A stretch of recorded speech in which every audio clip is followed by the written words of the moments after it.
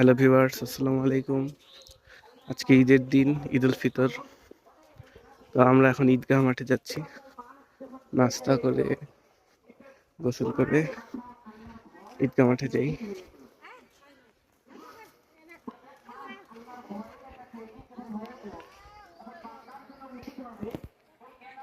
এখানে আরাফ।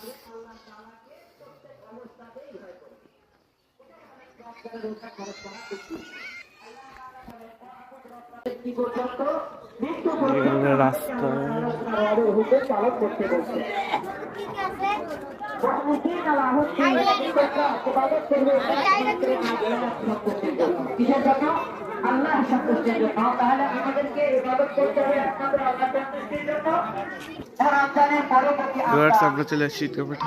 আগের মতো হয়ে যায়, নামাজ ছেড়ে অন্যায় কাজগুলো যেগুলো আমরা রমজানের সম্মানার্থে করতাম না, সেগুলো যদি আবার শুরু করে দিই, তাহলে আল্লাহ তাআলাকে উদ্দেশ্য হবে না।